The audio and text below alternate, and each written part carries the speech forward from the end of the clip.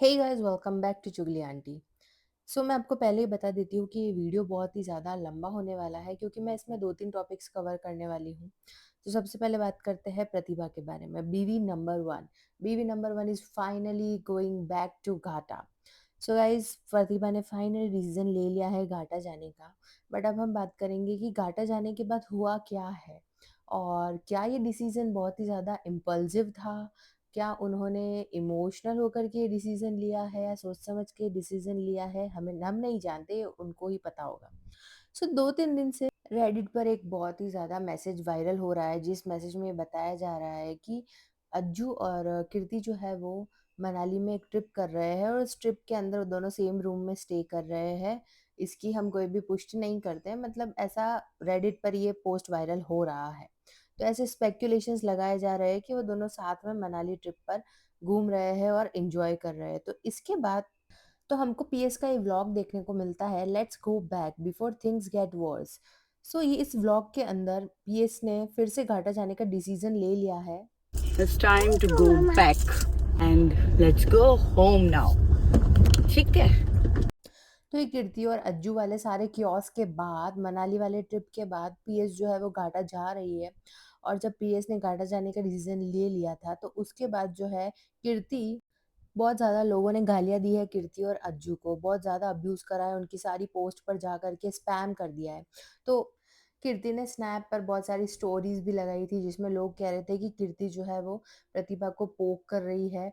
और उसमें कीर्ति का ये कहना था कि मैं जो है वो 200-200 रुपीज़ की पीआर नहीं करवा रही। अगर मैं पीआर करवाने पर आ गई तो तुम लोग कहाँ जाओगे? मुझे फालतू पैसा खर्च करने का कोई मन नहीं हो रहा है, तो मैं फालतू पैसा खर्च नहीं कर रही हूँ। और जो लोग पैसा खर्च करके कमेंट्स करवा रहे हैं तो वो कमेंट्स करवाओ। तुम लोग कहते हो कि तुमको मुझको देख कर के उल्टी आती है और तुम्हें बहुत बुरा फ़ील होता है, तो तुम लोग भाई मुझको क्यों देख रहे हो? तो जो पीएस के फैन्स हैं उन्होंने ये डिसाइड किया कि भाई कीर्ति को जाकर के व्यूज़ मत दो और ये सारी चीज़ें चल रही है। तो अब देखते हैं कि जब पीएस घाटा गई तो उसके बाद उनके साथ कैसा बिहेव किया गया। तो जब पीएस घाटा गई तो वहाँ पर निक्कू है जो उनको नीचे लेने आया था। बाकी कोई भी नीचे उनको लेने नहीं आया, रिसीव करने नहीं आया। जबकि पीएस जब घर से गई थी घाटा वाले घर से तो वो उनको ऐसा कोई बहुत अच्छे तरीके से घर छोड़कर नहीं गई थी। एक फाइट होकर के दिल टूटा था और वो बहुत ही हर्ट होकर के उस घर से गई थी, जिसमें उन्होंने जो है अज्जू पर डोमेस्टिक वायलेंस की एफआईआर भी करवाई थी और बहुत सारी चीज़ें हुई थी। तो उसके बाद पीएस गई थी। तो उसके बाद भी जब वो पीएस आई तो उसके बाद उसका कोई वेलकम नहीं किया गया, कोई भी नहीं गया। ये भी देखा गया कि इनडायरेक्टली वो बोल रही थी कि हमारे लिए तो जगह ही नहीं है वायु, हम कपड़े कहाँ रखेंगे? दादी को बोलो हमारे कपड़े हम कहाँ रखेंगे? तो उसकी सास का जो है बहुत ही कैजुअल रिएक्शन था, वो बेड पर ही थी, मतलब हिली नहीं, चद्दर ओढ़े रखी थी और बेड पर थी। फिर उसके बाद जब पीएस ने बोला कि मैं चली जाऊँ वायु, मैं चली जाऊँ, तो फिर उनकी जो मदर इन लॉ है पीएस की, वो कहती है कि हाँ, तू जा, तू जा। तो वो वायु को एक बहुत ही गंदे तरीके से बोल रही थी कि अज्जू है, मैं हूँ, मतलब दादी है, अज्जू है और पीएस को बोल दे कि जा। तो ऐसे करके और फिर वायु तो बहुत छोटा है, तो वायु भी कह रहा था कि हाँ, जा, जा। तो पीएस की जो वॉइस थी उसमें बहुत ही ज़्यादा दर्द महसूस हो रहा था, जब वो बोल रहा था जा, जा। अब लोगों का ये भी कहना था कि भाई पीएस को जो है वायु का बहुत ज़्यादा ध्यान रखना पड़ेगा, क्योंकि बच्चे बहुत छोटे होते हैं और वो किसी से भी जो है मैनिपुलेट हो जाएँगे। उसको तो जो भी चीज़ें मटेरियलिस्टिक चीज़ें मिलेगी वो उनके पीछे-पीछे चला जाएगा। उसको नहीं पता चलेगा कि मम्मा सही है कि पापा सही है, कौन सही है। तो लोगों का ये भी बहुत ही ज़्यादा टेंशन लोगों को है कि वायु वहाँ जाकर के घाटा जैसे लोगों के जैसे ना हो जाए। और बहुत सारे व्यूअर्स ने कमेंट किया था पीएस के इस व्लॉग के ऊपर कि भाई पीएस तुम वापस घाटा चली तो गई हो, लेकिन तुम ये चीज़ ध्यान रखना कि वायु तुमसे दूर ना हो जाए। तो हम ये कमेंट्स देखते हैं। As I told you, one user wrote, "सासू माँ is indirectly saying to जा, it shows her mentality as well." भाई तुम्हारी सास कहती है तुम जाओ, अज्जू और मैं नाल रहेगी। छी यार, अगर अज्जू को बचपन में माँ जी से अलग कर लेते चलता क्या? तुम लड़ो तो हम तुम्हारे साथ है। जैसा मैंने बताया कि वो कह रही थी कि कोई बात नहीं, अज्जू और मैं हमारे साथ रह लेगा। एक बात याद रखना, आप अपने घर वापस तो आ गए, डेट इज गुड, बट वायु के ज़्यादा अपने पास रखना। बच्चे के दिमाग है, जिस तरह जिस साइड डायरेक्ट करोगे उसी साइड जाएगा, इसलिए बी अलर्ट। कोई भी आपके खिलाफ कुछ भी बोलकर उसको भड़का सकता है, इसलिए बी सेफ और वायु को भी अपने साथ ही रखना, बी सेफ। ऐसे बहुत सारे कमेंट्स हैं जिसमें लोग ये भी कह रहे हैं कि तुम जो है अपने टेम्परामेंट पे कंट्रोल करना, वो लोग तुमको पोक करेंगे, गुस्सा दिलाने का ट्राई करेंगे और हो सकता है तुमको रिकॉर्ड भी करें। तो तुम ऐसी कोई भी चीज़ मत बोल देना जो तुम्हारे खिलाफ चली जाएगी। द क्वेश्चन इज़, बहुत सारे लोग इस डिसीज़न को क्वेश्चन कर रहे हैं और बहुत सारे लोग पीएस को सपोर्ट भी कर रहे हैं कि तुमने घाटा जा कर के बहुत अच्छा किया और तुम्हें अपने हक के लिए लड़ना चाहिए, लेकिन वायु का ध्यान रखना। बट कुछ लोगों का ये भी कहना है कि पीएस तुमने ये बहुत ही बड़ा गलत डिसीज़न ले लिया है, क्योंकि घाटा में तुमको एनवायरनमेंट अच्छा नहीं मिलेगा।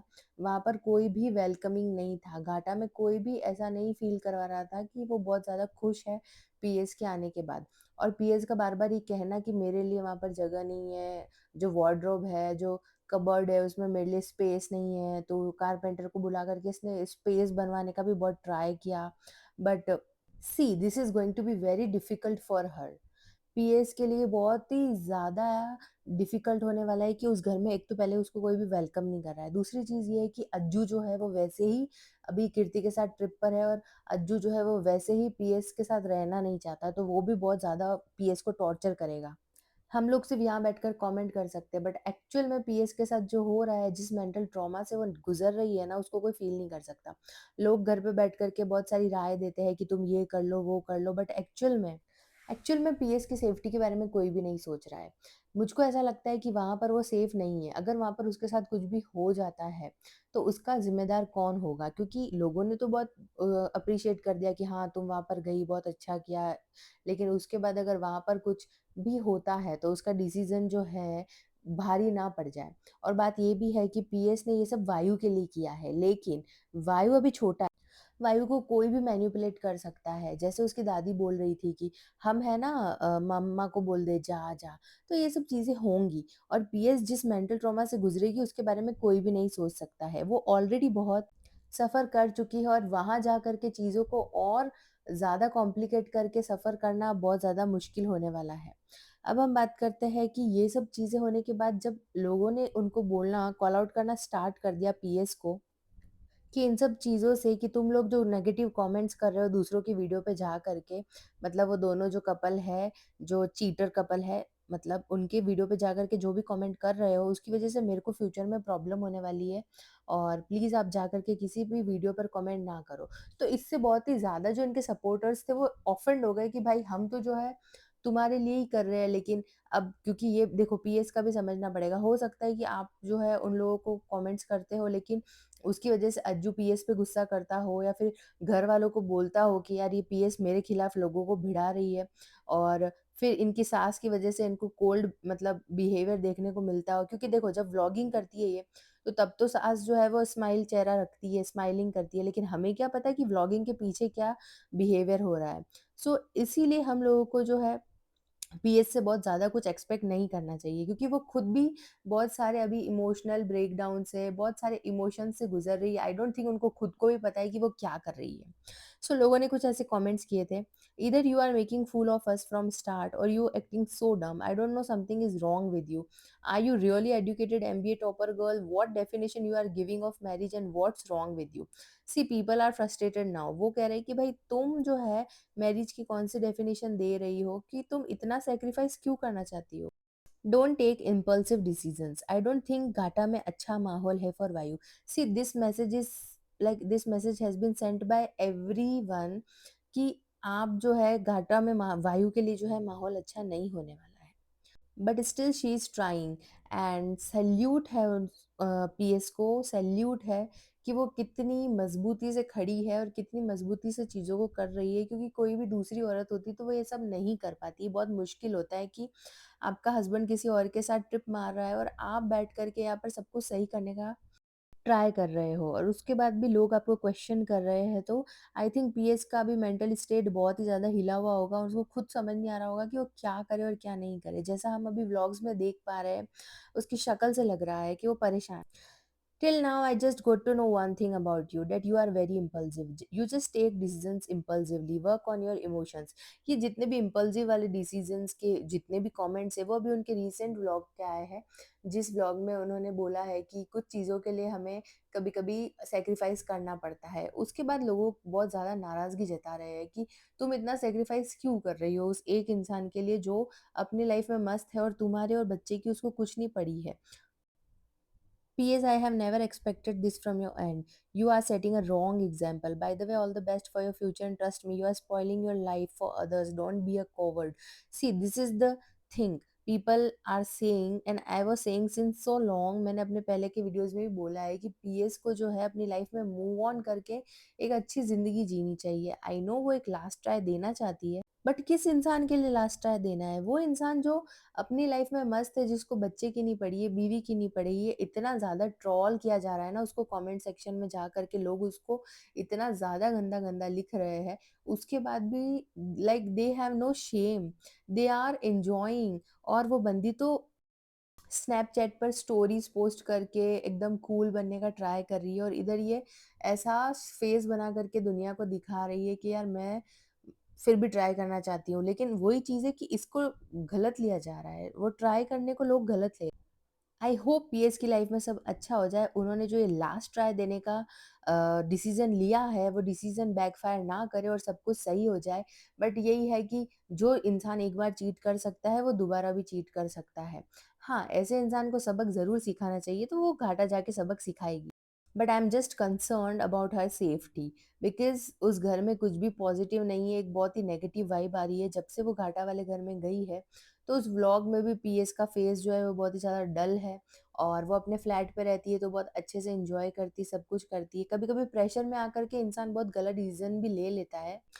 So God just gave her a lot of courage, lot of patience, lot of uh, strength कि वो चीज़ों को फेस कर पाए और अच्छे से अपना हक ले पाए और वायु का हक ले पाए। बस हम इतना ही कह सकते हैं। So that's it for today. आप लोगों को क्या लगता है कि पीएस के इस डिसीजन के बाद क्या अज्जू और पीएस एक साथ हो जाएँगे और वायु की लाइफ बहुत अच्छे से निकलेगी? या फिर ये ड्रामा जो है वो चलता ही रहेगा, कीर्ति और अज्जू ट्रिप्स पर जाते रहेंगे और पीएस इस रिलेशनशिप को चलाने के लिए सब कुछ ट्राई करती रहेगी और एंड में खुद ही हर्ट होती रहेगी। द पॉइंट इज़ आप इतने ज़्यादा हर्ट हो रहे हो और एक इंसान एन्जॉय कर रहा है, यहाँ पर दिक्कत है। So guys comment down your opinions, what do you think about it and हम सब जो है यही प्रे करेंगे कि पीएस के साथ सब कुछ सही हो जाए और भगवान उनको बहुत ज़्यादा हिम्मत दे चीज़ों को फेस करने की और चीज़ें उनके सपोर्ट में वर्क कर जाए, हम यही चाहेंगे। तो आपका जो भी ओपिनियन है आप कमेंट करके बता सकते हो और if you like the video, like, share and subscribe and guys यहाँ तक आ ही गए हो तो प्लीज़ सब्सक्राइब बटन दबा देना। फिर मिलते हैं हम नेक्स्ट वीडियो में, till then bye bye, take